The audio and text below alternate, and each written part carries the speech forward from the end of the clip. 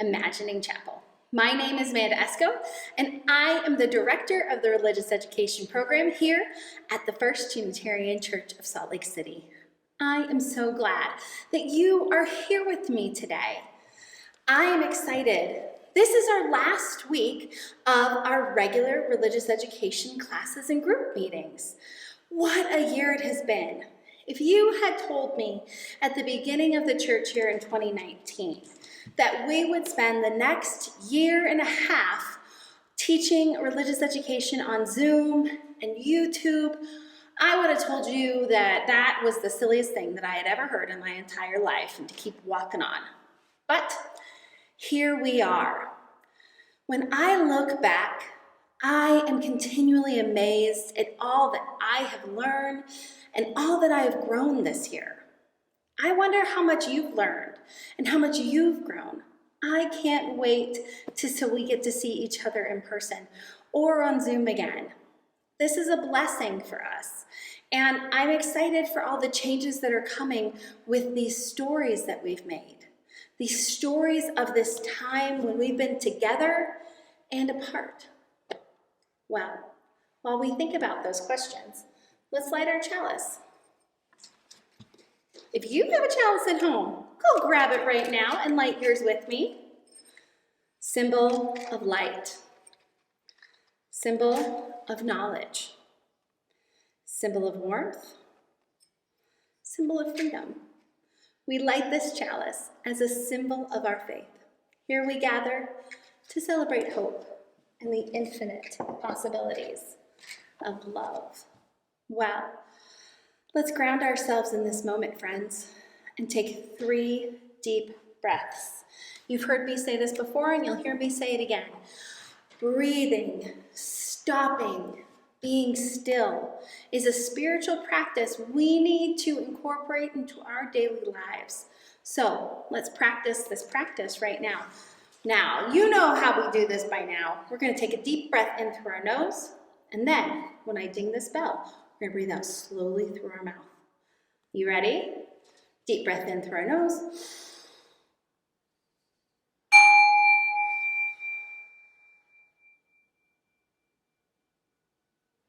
Let's do that again. Deep breath in through our nose.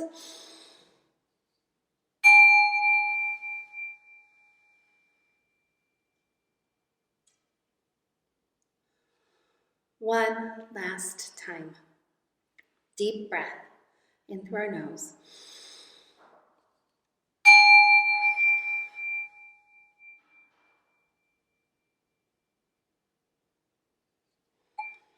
Thank you for breathing with me. Thank you for stopping with me. Thank you for taking time to be in Children's Chapel or Reimagining Chapel with me. These moments of peace and stillness are important to our daily lives. They help us rest, to recharge, to begin again.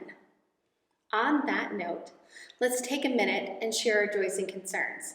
I actually have a joy this week that one of you actually texted me in the middle of the week with a joy that you had. You thought of me when you had a joy, and that filled me with joy. It's kind of like a circle, huh? When you start sharing, it makes the other person excited, and then they want to share again. That's why we do this. Sharing our joys and concerns not only lifts our spirits and shares, but it also shares our joys and our concerns with the people that we love. So, share your joys and concerns right now. I'll be right here waiting for you.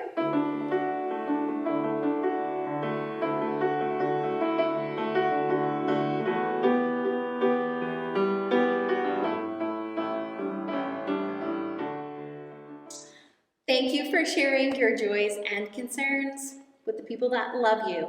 I can't wait to hear them too, though. So keep saving them up, and you can email, you can text me, you can even leave them in the comments below. I love to hear what you're thinking. On that note, I want us to learn about someone new today. So Miss Lissa is bringing us our UU of the Week this week. And this is an important figure in our history, not only as Unitarian Universalists, but also as people connected to our earth.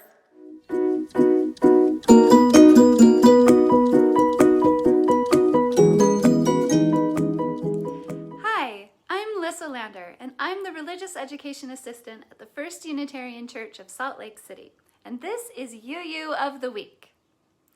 Charles Darwin is most famous for publishing his book, The Origin of Species, in 1859. The book presented Darwin's theory of evolution, explaining that life as we know it is the result of changes over time, as opposed to people being created by God. Darwin's faith is a hotly debated topic, since his theory of evolution has often been at odds with the Christian belief in creation.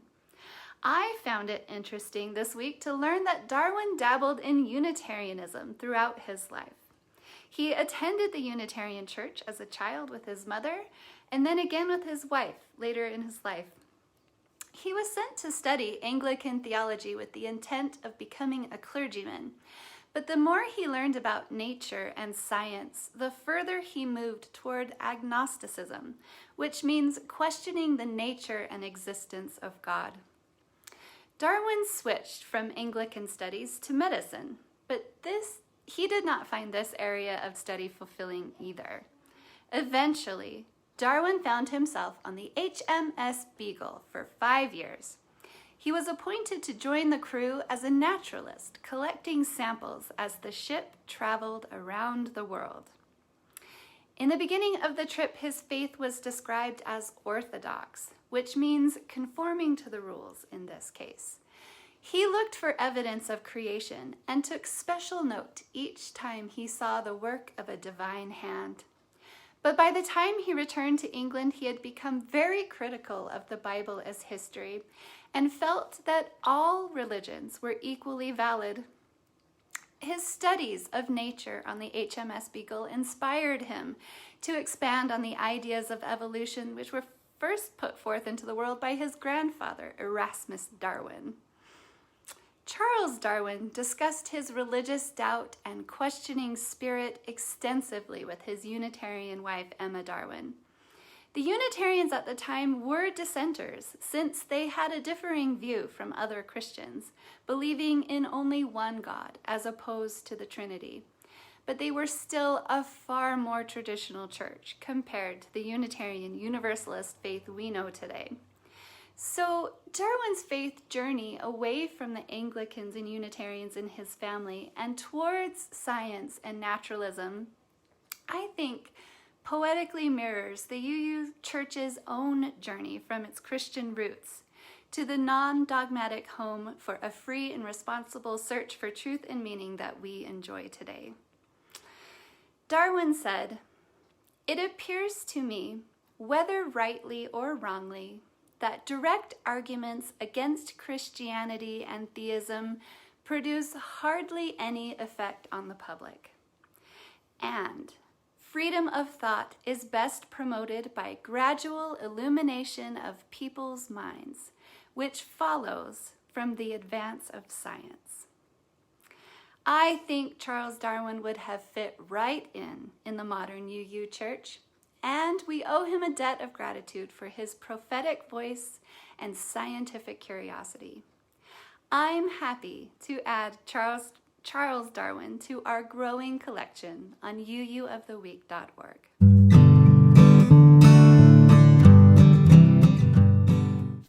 Hi, friends. Let's see what's in our Wonder Box. It sounds noisy.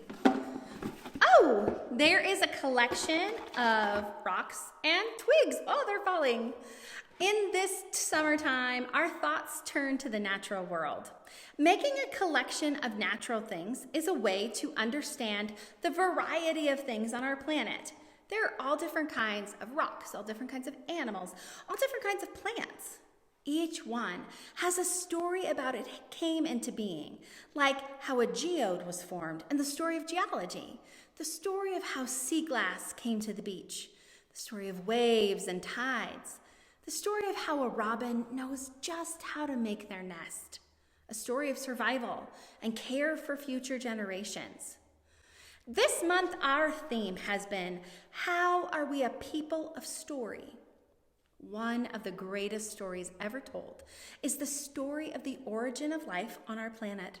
It's the story about how the natural world creates so many different kinds of life on our planet. Can you name some different parts of our life?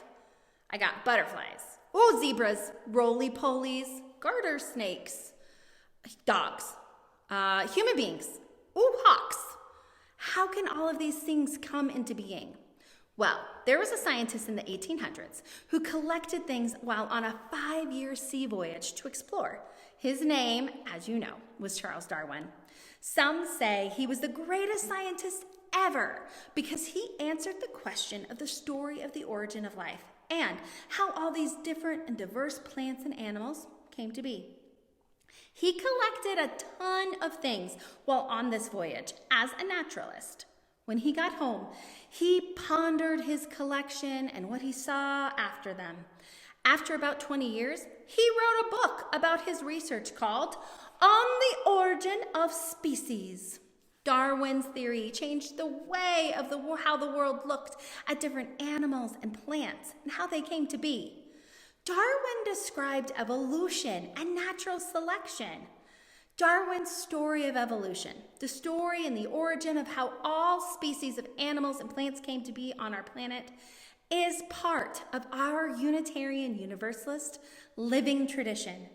We look to science and reason to help us understand our story as human beings. We've even put this into our principles and sources. The 5th source says, we honor humanist teachings, which counsel us to heed the guidance of reason and the results of science. I found this fantastic book to share with you today that shares the science and story behind evolution, how we came to be on this planet. It's called It Started with a Big Bang. It started with a big bang. The Origin of Earth, You, and Everything Else by Floor Ball and Sebastian van Donnick. This is Earth. We live on a bright blue ball floating in space. Our planet is full of humans, animals, and plants, and we all live together in a big, tangled web. It hasn't always looked like that. This is what the universe looked like a long time ago, long before we were here. There's nothing. See? Nothing. No earth, no sky, no darkness, and no light. Well, not exactly nothing. In all that nothing, there's one small something, a seed, that will grow into everything else. It's a tiny hot dot that holds the entire universe inside. And just like that, the tiny hot dot explodes with a big bang. But it isn't really a bang because there's no sound. The universe is silent.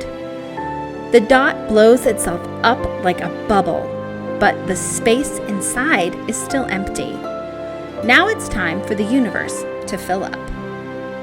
Here is the universe. Look how much is happening. Stars, moons, and suns are spinning all around.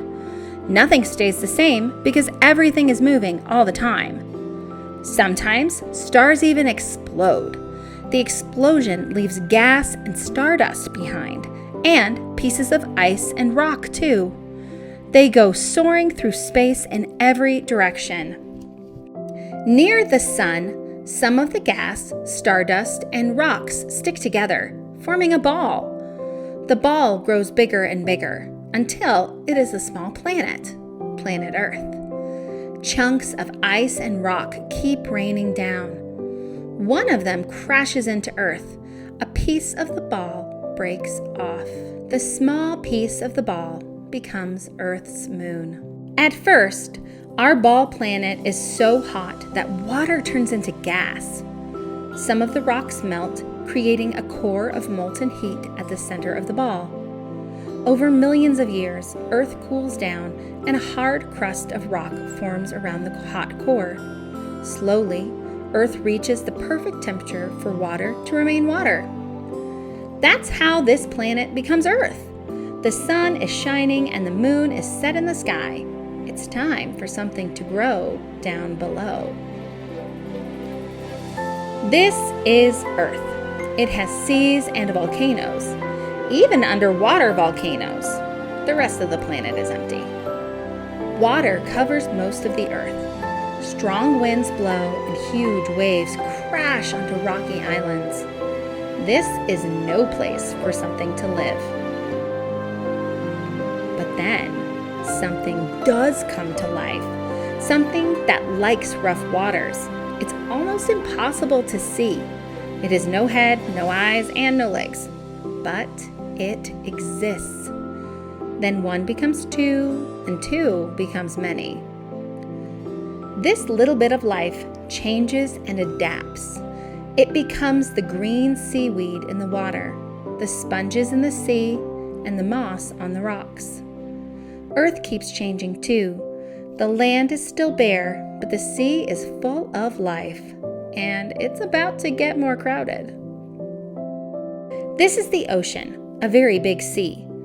Many fish and animals live here together. They all want the same thing, to eat and not be eaten. There's plenty of food for the small fish, and as for the big fish, they eat the small fish. Sometimes, one fish has a special offspring, babies that can bite extra hard or that have strong fins, almost like legs. Those babies are lucky enough to eat more and escape being eaten. Special offspring live together so they can have more babies. Sometimes those babies have the same luck. They live longer too, and so do their offspring and their offspring's babies. The entire family adapts, and a new species develops. Slowly, generation by generation, many of the animals in the ocean change. Some fish even develop real legs. The ocean is full, but the land is empty.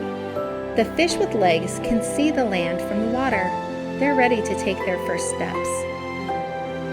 This is land. Trees and plants grow, and animals live here too. Some stay small, but others grow big. Some become the biggest animals ever, dinosaurs. A dinosaur's toe is as big as a turtle. Reptiles and bees fly through the sky. Starfish share the oceans with giant sharks. Sometimes it's hot, and sometimes it's freezing cold. In some places it rains, but in others it's dry. No matter what, the animals find food. They eat plants and one another. It's a big tangled web. But suddenly, a giant rock crashes down from the sky. Bang! After the impact, gigantic dust clouds cover the sun. Everything is dark and cold. Hardly any plants survive. Only the small animals can find food to stay alive. Tough breaks for the dinosaurs. Their time's up. Now what will live on Earth? This is Earth, millions of years later. The dust clouds have cleared and the sun shines. Trees, plants, grass, and big tangled web is alive and growing. New animals live here, including a kind of ape. Some of these apes live in the forest to live on wide, grassy plains. They spend a lot of time searching for food, so walking on all fours isn't practical anymore. The apes adapt very slowly, but eventually they begin to walk upright on two legs. They eat plants and they eat meat too. They make tools out of stone, knives and axes for hunting, and they make fire to cook the animals they catch. Eating cooked meat and thinking hard to create tools makes their brains grow bigger, so they get even smarter. Their paws become hands and feet. They lose most of their fur on their bodies. These apes are smart enough to make plans and solve problems. They can even talk and draw. Now they've become a new species of the ape family. Humans! It's time for something completely different. This is the new world humans are building. They travel all over, searching for places to live and make a home. They harvest plants and raise animals. Humans keep learning. They invent the wheel and the cart so they can travel even farther. They develop a written alphabet, so they can learn to read and write and share what they know with each other. After many years of traveling, inventing, and building, humans now live all over. They live close to one another in cities or far away from one another on farms and islands. In these places, they build. Roads, bridges, and homes are everywhere. Humans can do more than they ever dreamed possible. They dig up dinosaur bones and dive to the bottom of the deepest oceans. They even fly to the moon in rockets and wave to the people back on Earth. This is Earth, a bright blue ball floating in space. We live here in a big tangled web. Humans, animals, and plants living together, and it all started with a big bang. Imagining how our world began is an exercise filled with wonder and science, two of our Unitarian Universalist sources. Our faith guides us into being people of story by telling us to honor the results of science by seeing ourselves as part of the great evolution story and remembering that we are an interconnected part of all living beings and growing things. The stories of our connectedness to our earth are ancient and ground us. Look around you this week to see how you're connected to this vast expanse of our earth. Thank you for joining me for Reimagining Chapel today. To find out more information about the First Unitarian Church of Salt Lake City, please visit us at slcuu.org. Until next time, let's heart out.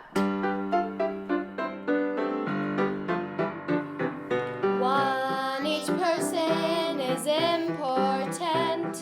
To be kind in all you do. 3, help each other.